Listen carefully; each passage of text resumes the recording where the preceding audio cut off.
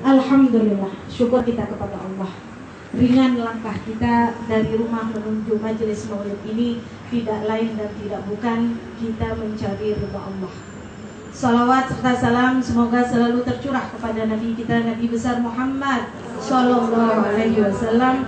Semoga salawat kita menjadi sebab kita mendapatkan syafaat dari Nabi kita.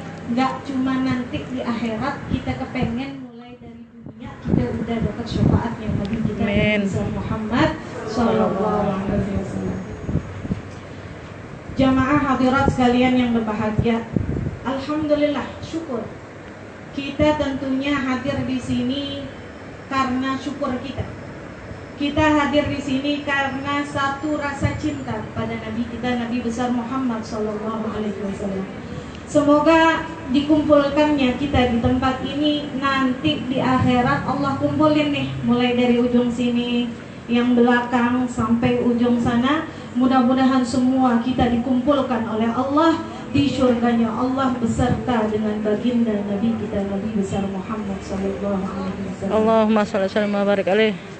Jamaah hadirat sekalian, Sayyidina Ali bin Abi Thalib pernah berkata, ada 5 nikmat terbesar yang diberikan oleh Allah Subhanahu wa Ta'ala kepada hamba-hambanya. 3 diantaranya, yang pertama Islam. Insya Allah kita semua orang Islam ya. Alhamdulillah. Allah berfirman dalam Al-Quran, Inna dina indallahil Islam. Sesungguhnya agama yang benar di sisi Allah adalah agama Islam. Islam berasal dari kata aslama yuslimu islaman, yang berarti Islam berarti berserah diri. Islam berarti pasrah.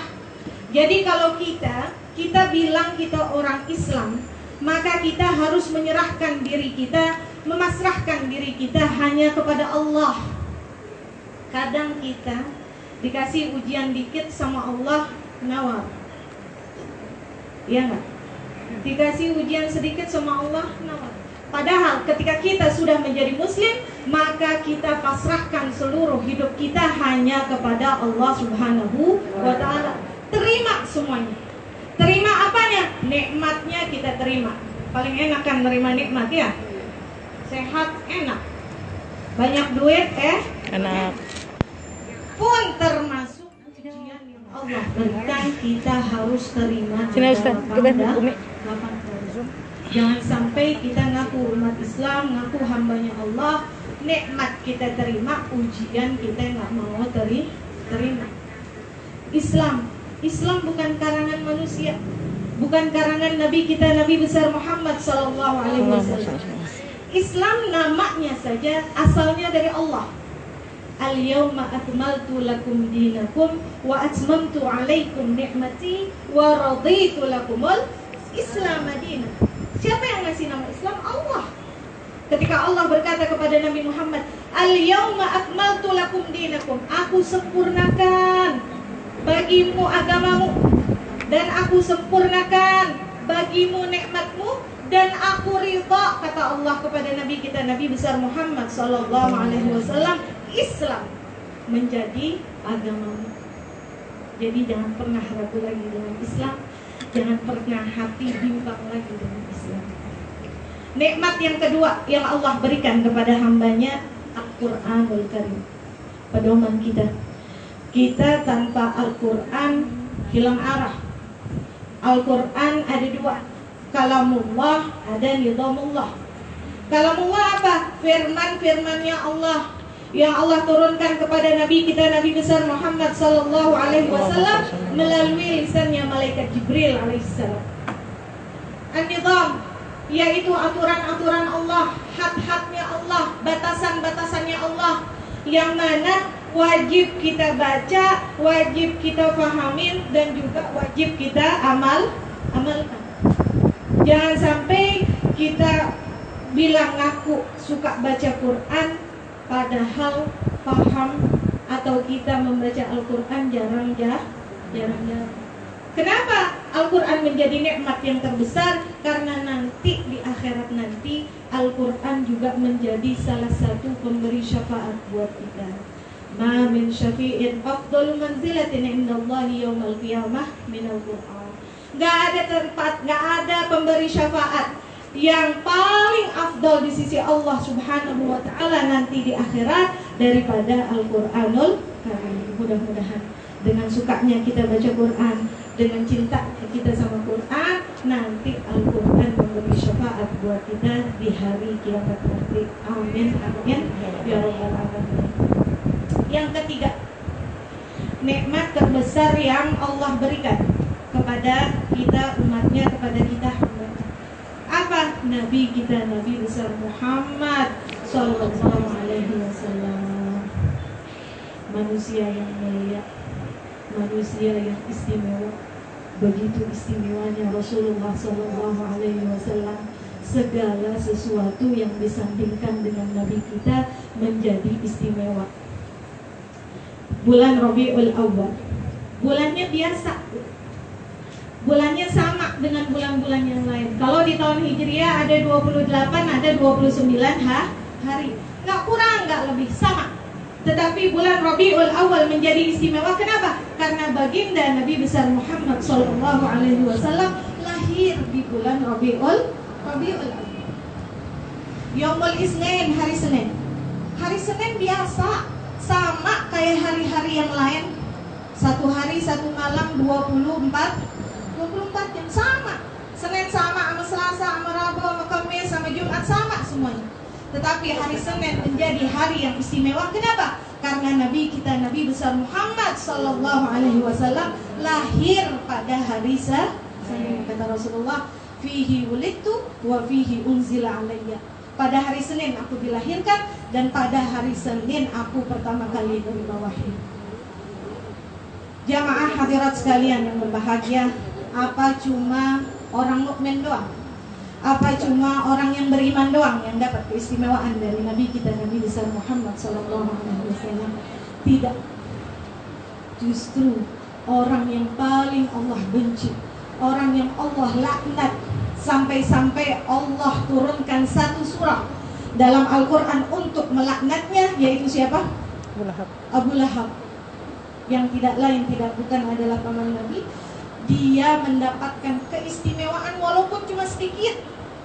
Disebutkan dalam Adhiyaul Lamid, qad basyarat Suwaibah sayyidaha Aba Lahbin a'taqatha farhana. Dikatakan ketika budaknya yang bernama Suwaibah mengabarkan kepada Abu Lahab ponakannya telah lahir, yang mana pada saat itu dia belum tahu kalau ponakannya yang lahir bakalan jadi orang yang paling dia benci. Saat itu Rasulullah sallallahu alaihi wasallam belum menjadi rasul. Tapi apa yang terjadi? Lam yansa khaliquna farhatahu bil Mustafa. Allah nggak lupa karena kegirangan Abu Lahab pada saat itu yang dia membebaskan, memerdekakan Suwaibah.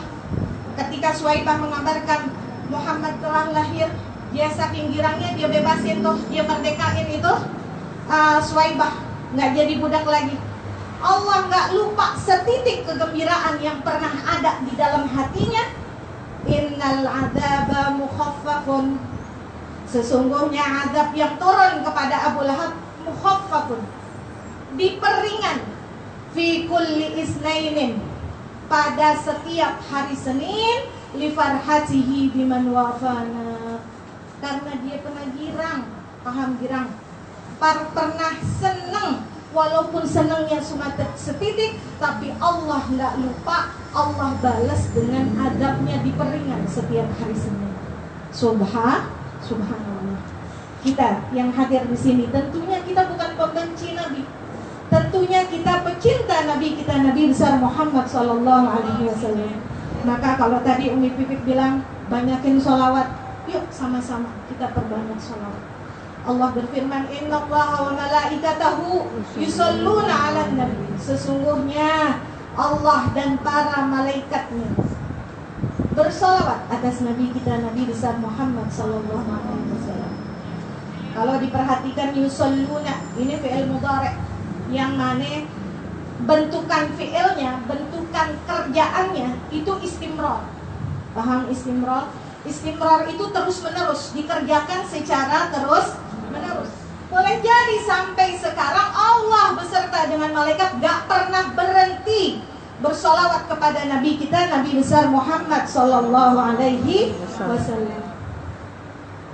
Yang mana ini juga dijadikan dalil sama salah satu ulama di Mekah. Satu ketika ada ulama besar di Mekah, beliau didatangin sama ahlul bid'ah. Ini ahlul bid'ah demen ngegoda kalau bahasanya kita. Demen nanya, bukan nanya kepengen tahu, tapi cuma kepengen nyeleneh bahasanya.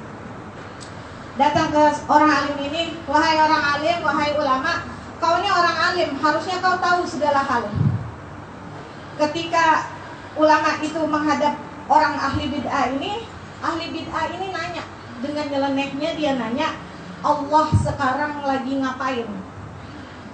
Ini Masya Allah ya, orang kalau udah kepengen ngejelekin Islam ya begini. Ini ulama nggak pakai marah, nggak pakai cemberut, nggak pakai sebel. Ama ulama ini cuma dijawab dengan satu ayat tersebut, Innallaha wa malaikatahu yusholluna 'alan nabi. Allah dan malaikatnya sedang bersolawat kepada Nabi kita, Nabi besar Muhammad Sallallahu Alaihi Wasallam. Kita ini makhluk lemah. Kita ini nggak ada apa-apanya. Kalau kata Umi Pipip bilang, cadar nggak jadi jaminan, jilbab nggak jadi jaminan, pakaian yang kita pakai nggak jadi jaminan. Tentunya kita butuh syafaatnya Rasulullah Sallallahu Alaihi Wasallam. Tentunya kita butuh pertolongannya Nabi kita, Nabi besar Muhammad Sallallahu Alaihi Wasallam. Ada satu kisah yang menarik tentang orang yang punya banyak utang. Insyaallah kita semua di sini terbebas dari hutang ya. Amin amin ya Rabbal Alamin. Kalau ada yang punya hutang, insyaallah pulang dari sini Allah lunasi. Amin amin amin ya Rabbal Alamin. Ada orang, kita sebut saja namanya Fulan, dia banyak utang. Utangnya begitu menumpuk sampai 500 dinar. Dia hutang sana sini, yang ini diutangin, yang ini diutangin, yang ini diutangin, yang ono diutangin, sampai berjumlah 500 dinar. Karena saking banyaknya dia berhutang sama orang, ini si Fulan ini dimusuhin, dicaci maki, kalau lewat tuh dikata-katain lah begitu. Akhirnya dia ngambil keputusan, dia pinjam sama satu saudagar kaya. Dia bilang, saya mau pinjam uang 500 dinar, insya Allah 1 bulan saya lunasin. Ini saudagar kaya langsung aja dikasih, cuma 500 dinar dikasih. 1 bulan anak tagih. Hari berlalu, kemudian waktu berlalu sampai 1 bulan. Setelah 1 bulan ditagih ini sama saudagar kaya ini. Mana utangmu wahai Fulan? Kata si Fulan, anak belum punya uang. Yang mana 500 dinar itu nggak dia pakai buat apa-apa, dia pakai buat ngelunasin orang-orang yang dia hutangin. Dia pikir daripada ngutang sama banyak orang, mendingan dia ngutang sama 1 orang. 500 dinar nggak bersisa karena hutangnya sebanyak itu. Akhirnya saudagar kaya ini datang ke hakim nuntut, wahai hakim, ini Fulan ngutang sama saya 500 dinar. Saya mau memenjarakan dia aja. Kenapa? Karena dia nggak bisa bayar hutang. Akhirnya hakim memutuskan bahwasanya si Fulan ini harus dipenjara karena dia nggak bisa bayar hutang. Ini Fulan dengan polosnya dia ngomong sama si hakim, wahai hakim, saya mau dipenjara karena memang saya salah, saya nggak bisa bayar hutang. Tapi tolong wahai hakim, saya mau izin, semalaman ini saya mau izin mau pamit sama istri dan anak-anak saya. Kata hakim, apa jaminannya? Nanti kalau saya kasih kamu izin sama istri, kamu nggak balik lagi, gitu, nggak bisa ditangkap lagi. Apa dia jawab? Si Fulan hanya menjawab, jaminanku Rasulullah Sallallahu Alaihi Wasallam. Allah kasih ilham kepada ini hakim, diizinin. Akhirnya diizinin, si Fulan pulang, ngomong dia sama istrinya. Ngomong sama istrinya, wahai istriku, aku mau dipenjara karena aku punya hutang sekian. Ini istrinya istri solehah. Istrinya cuma bilang, wahai suamiku bersabarlah, yuk malam ini kita minta pertolongan kepada Allah, kita minta pertolongan kepada Rasulullah SAW. Mari kita bersolawat kepada Rasulullah. Oh, ini Bulan sama istrinya sama anak-anaknya semalaman suntuk sampai mereka tertidur. Mereka bersolawat gak berhenti-berhenti kepada Nabi kita, Nabi besar Muhammad SAW. Sampai Allah takdirin si Fulan ini dalam mimpinya ngimpi ketemu sama Rasulullah SAW. Ibu, dia ketemu, dipanggil sama Rasulullah, wahai Fulan, ta'al, sini. Antum kalau ini udah pagi datang ke gubernur. Ya, kalau bahasa kita gubernur dan gitu biar gampang pahamnya. Datang ke gubernur, bilang sama gubernur, aku Rasulullah SAW memerintahkan kepadanya untuk melunasi hutangmu. Kalau dia nggak percaya bahwasanya engkau bertemu denganku dalam mimpimu, bilang sama dia bahwasanya gubernurmu itu selalu bersolawat kepadaku 1000 kali setiap malamnya. Dan kalau dia masih nggak percaya juga, katakan pada gubernurmu bahwasanya di malam yang terakhir dia terlewat bersolawat kepadaku sampai bilangannya nggak genap 1000. Ini Masya Allah.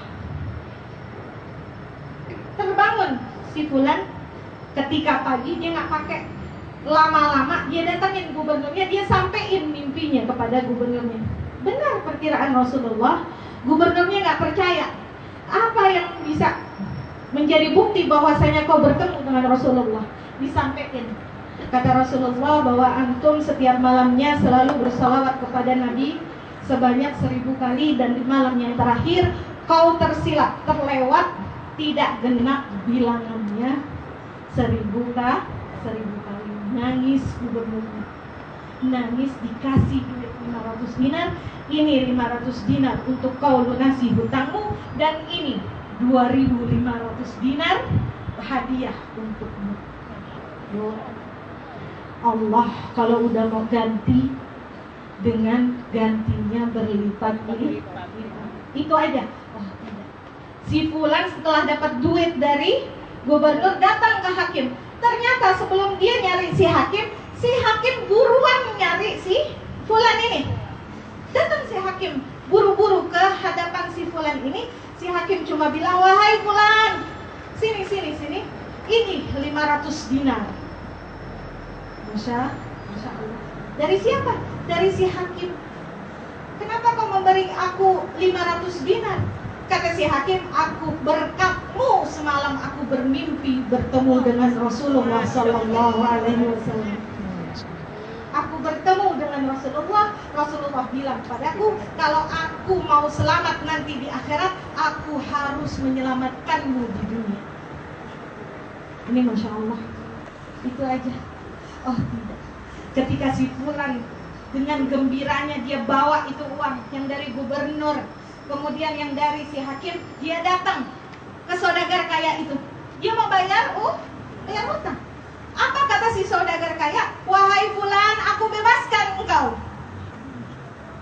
Aku bebaskan engkau dari hutangmu. Kenapa? Semalam aku bertemu dengan Rasulullah SAW.